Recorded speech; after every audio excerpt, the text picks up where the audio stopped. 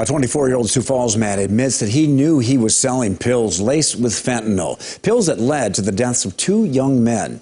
KELOLAND's Angela Kennecke has been following this story since last summer and has an update on a guilty plea in the case. Josh what? The mullet man.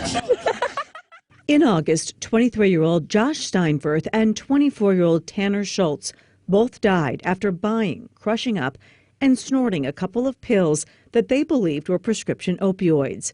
It turned out it was a fatal dose of fentanyl. Terrell Larry originally faced 4 felony charges of possession and distribution, but in a plea bargain, he pleaded guilty to 2 counts.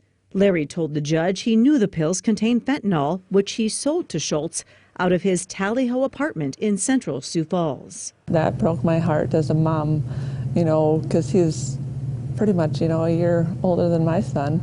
And, as a mother's perspective, it just made me sad to think you knew this and there could be, bad results with it too. Josh's mom, Alicia Steinfurth, was in court to hear Larry's plea. It's so hard. I've got a great support system, but, it can happen to anyone. And I've had so many people come up to me and tell me that, this could have been my kid.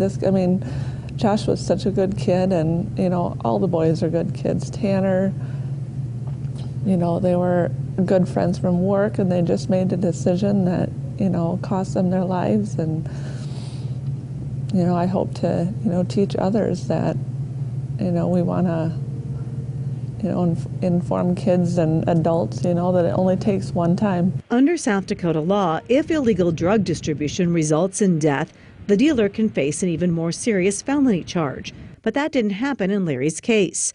The Minnehaha County State's attorney handling the case says she cannot comment until after the case is resolved in court. Are you angry that he wasn't charged with more? I wouldn't say angry, disappointed. I try not to have a lot of anger because I just know that's not what Josh would want.